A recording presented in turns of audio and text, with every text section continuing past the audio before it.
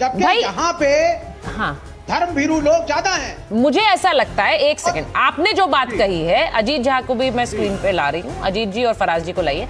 अजीत जी ये कह रहे हैं कि अच्छा पहले फराज जी के पास जाएंगे एक बार, क्योंकि फराज जी उत्तर प्रदेश की सीटें सबसे ज्यादा बढ़ जाएंगी 120 सीटें, और ये मान के चल रहे हैं वहां तो बीजेपी रहेगी, तो ये तो फिर आप पर सवाल उठा रहे हैं।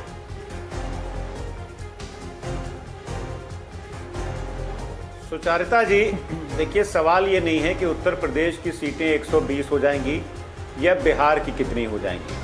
हमको पहले देश के बारे में सोचना है। बड़ी बात। आपने अभी एक बहुत अच्छी बात कही कि भारतीय जनता पार्टी की ने आज ये डिसाइड किया है कि उनके जो पैनलिस्ट हैं वो महिला पैनलिस्ट आपकी डिबेट में आएंगी। तो आपके चैनल के माध्यम से मैं आदरणीय प्रधानमंत्री जी को एक राय दे देता हूं कि ठीक है, पैनलिस्ट आप महिला तो भेज रहे हैं, लेकिन लोकसभा में भी अपनी पार्टी से टिकट देकर के ज्यादा से ज्यादा महिलाओं को आपको भेजना चाहिए था। बिल्कुल। भारतीय जनता पार्टी की आज की तारीख में लोकसभा में जो महिलाएं हैं वो 12.7% हैं, और जो इन्होंने टिकट दिया था वो 69 महिलाओं को दिया था, यानी 15.7%। अगर आप हमारी पार्टी की बात करिएगा तो हमने 22% से ज्यादा महिलाओं को टिकट दिया था। तो पहले तो यह है कि भारतीय जनता पार्टी को अपना घर ठीक करना पड़ेगा।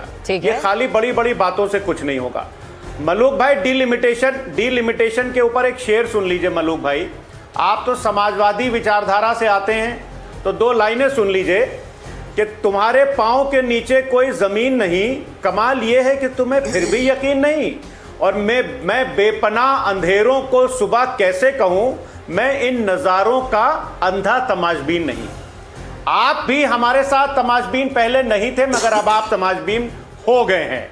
मैं तो एक बात कहना चाहता हूं सुचारिता जी, ये शेर उल्टा आप पर भी तो लागू होगा कि क्या ये आपको यकीन है? आपको यकीन है अपनी परफॉर्मेंस का आने वाले चुनाव में, उसके बाद लोकसभा में, तो फिर कॉन्फिडेंटली जाइए ना, इसको एक्सेप्ट करिए। बोलिए दक्षिण हो या उत्तर, यहाँ हमारी ही सीटें आएंगी, परिसीमन होगा तो भी होगा हमें फायदा। नहीं सुचारिता जी, बात हमारी और तुम्हारी की नहीं है। हम भारतीय जनता पार्टी नहीं है। हमको साउथ इंडिया के लोगों के साथ न्याय करना चाहिए।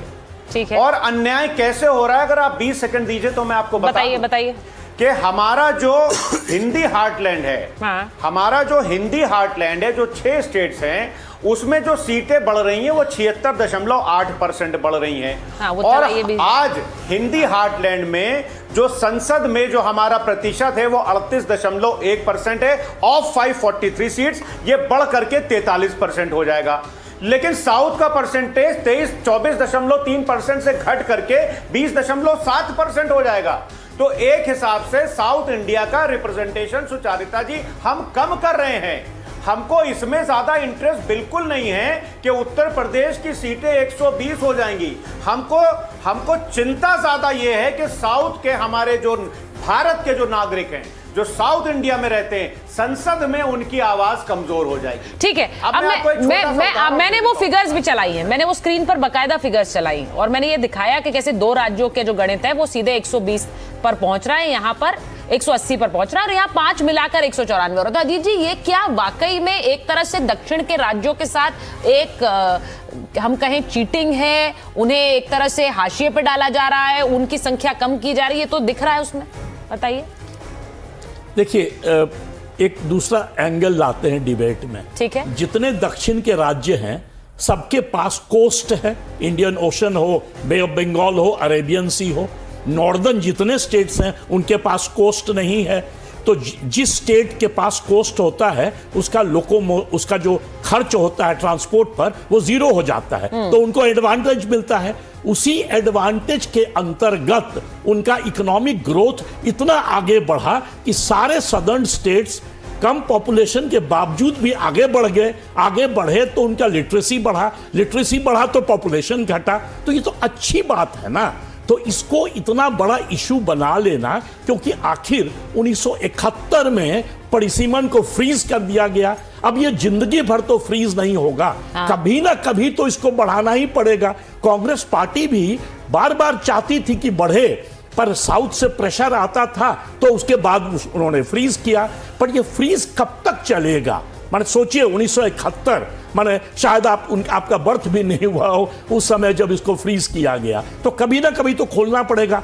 तो अब 2000 पहले हुआ था कि अच्छा ठीक है, जो नया सेंसस आएगा उसके अनुसार, बीच में कोविड हो गया 2021 में, तो कोविड हो गया तो उसके बाद ये आगे बढ़ गया, सेंसस 26-27 में होगा। पर अब आइडिया था कि लोकसभा चुनाव के पहले इसको किया जाए, उसीलिए 2011 जो पिछला सेंसस है उसका रिकॉर्ड रखा गया। अब उसके अनुसार नेचुरली कुछ ना कुछ तो अभी जो है तुरंत जब वो इंप्लीमेंट होगा तो सदर्न स्टेट्स का कुछ पॉपुलेशन रिप्रेजेंटेशन घट जाएगा, यह मैं मानता हूं। हाँ। पर ये जिंदगी भर लॉक नहीं होगा ना, जैसे कि मैं कहते हैं कि यूपी नॉर्दर्न स्टेट्स में बीजेपी का बहुत इन्फ्लुएंस है, तो 2024 में तो 30 सीट बीजेपी जीती यूपी में, तो ये तो बदलता रहता है चेहरा। ठीक, मैं इसी बात को आगे बढ़ा रही हूँ। नेहा जी आपके वापस आ रही हूँ क्योंकि मुझे लगता है मेरे सारे पैनलिस्ट ने एक कॉमेंट कर लिया। मैं नेहा जी आपके पास आ रही हूँ, जरा बताइए, बहुत से आरोप लग रहे हैं भाई, उत्तर दक्षिण वाला आरोप है, और बात अभी जो फराज जी ने कही कि पहले अपनी पार्टी के अंदर प्रतिनिधित्व क्यों नहीं कर रहे हैं आप लोग,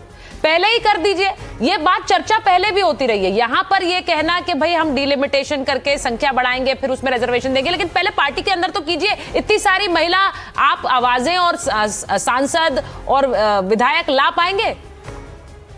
सुचारिता जी, सबसे पहले तो मुझे बड़ा अच्छा लगता है कि आजकल सारे कांग्रेस की प्रवक्ता राजीव गांधी जी को याद कर रहे हैं और कैसे उन्होंने कॉन्स्टिट्यूशनल अमेंडमेंट लाके पंचायती राज में रिप्रेजेंटेशन दिया। तो जब विरासत की बात होती है ना सुचारिता जी, तो मजेदार बात यह है कि पूरी बात करनी पड़ती है विरासत की।